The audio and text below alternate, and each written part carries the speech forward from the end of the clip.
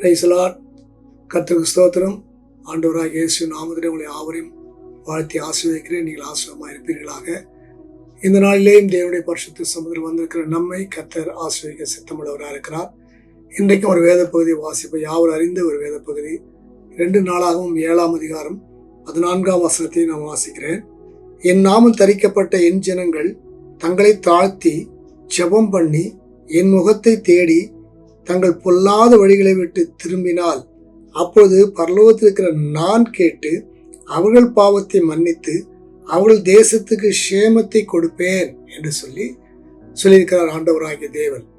அருமையான தேவ பிள்ளைகளே, சாலமோன் தேவனுடைய ஆலயத்தை கட்டி முடித்த பிறகு அவர் ஏறெடுத்த விண்ணப்பத்திற்காக தேவன் கொடுத்த ஒரு உன்னதமான பதில் இதுதான்.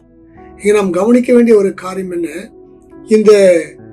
இந்த வார்த்தையை தேவன் சொல்வதற்கு காரணம் என்ன என்று பார்க்கும்போது, இங்கே சாலமோனுடைய ஜெபத்துல பார்க்கிறோம், நிறைய காரியங்களை ஜெபித்திருக்கிறார்.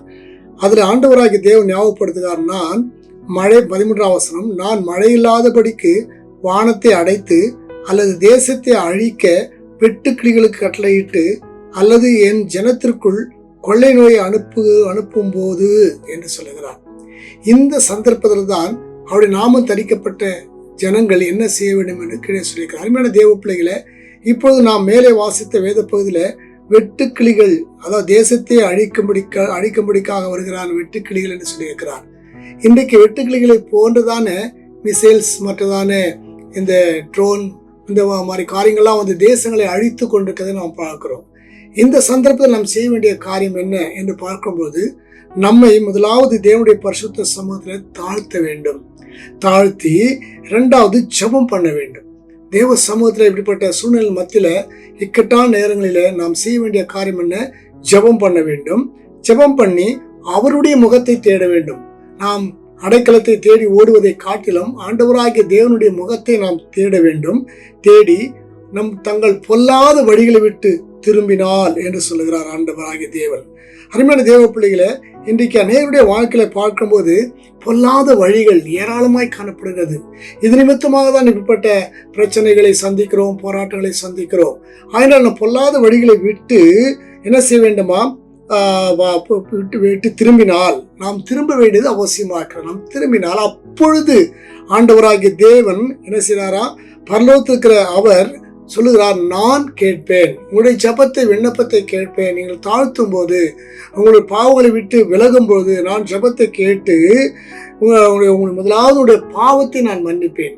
பாவத்தை மன்னித்து அதன் பிறகு தேவன் செய்கிறார், பாவத்தை மன்னித்து தேசத்துக்கு சேமத்தை, விடுதலையை, ஆசீர்வாதத்தை தேவன் கொடுப்பேன் என்று வாக்கு பண்ணுகிறார். தெய்வ பிள்ளைகளை, இந்த காலகட்டங்களில் நாம் செய்ய வேண்டிய மிக முக்கியமான காரியம் என்ன, நாம் தேவனுடைய பரிசுத்த சமூகத்தில் வரும்போது நம்மை தாழ்த்த வேண்டும், ஜெபிக்க வேண்டும். அது மாத்திரமல்லாதபடிக்கு அவருடைய முகத்தை தேட வேண்டும். பொல்லாத வழிகளை விட்டு நாம் திரும்ப வேண்டும். இப்படி திரும்பினால் தேவன் நம்முடைய ஜெபத்தை கேட்டு நம்ம பதில் கொடுத்து நம்முடைய தேசத்துக்கு விடுதலையும் சமாதானத்தையும் இந்த யுத்தத்திலிருந்து விடுதலையும் கொடுக்க தேவன் வல்லவராக இருக்கிற கருத்துல ஒப்பு கொடுப்போமா? ஆண்டவராகிய தேவன் தாமே நம்மை ஆசீர்வதிப்பாராக. நாம் ஜெபிப்போம். பரிசுத்தமுள்ள பரலோக பிதாவே, நன்றியோட ஸ்தோத்திரிக்கிறோம் ஆண்டவரே. இயேசுவின் நாமத்தில் வருகிறோம் ஆண்டவரே. இந்த பொல்லாத நாட்களிலே என் ஆண்டவராகிய தேவன் எங்களுக்கு நீர் கொடுத்துக்கிற வார்த்தைக்காக நன்றி செலுத்துகிறோம் ஆண்டவரே. ஐயா, நாங்கள் கர்த்தாவின் சமூகத்தில் எப்படி எதற்காக எப்படி ஜெபிக்க வேண்டும் என்று சொல்லி கற்றுக் கொடுத்திருக்கிறீர் ஆண்டவரே. ஐயா, நீ தேசத்தில் விடுதலையும் சேமத்தையும் ஆசீர்வாதத்தையும் கொடுப்பதற்கு ஆண்டவரே நாங்கள் எங்களை தாழ்த்த எங்கள் தேவன் உதவி செய்ய முடியாது. நாங்கள் ஜெபிக்கிறோம். தாழ்த்தி ஜெபிக்க ஆண்டவரே ஸ்தோத்திரமுடைய முகத்தை தேட, பொல்லாத வழியை விட்டு விலக தேவனுக்கு உதவி செய்ய முடியாது. நாங்கள் ஜெபிக்கிறோங்கிறது நிமித்தமாக இந்த உலகத்தில் ஒரு பெரிய சமாதானத்தை கொடுக்க போற தேவனுக்காய் ஸ்தோத்திரம். ஆசீர்வதிப்பீராக.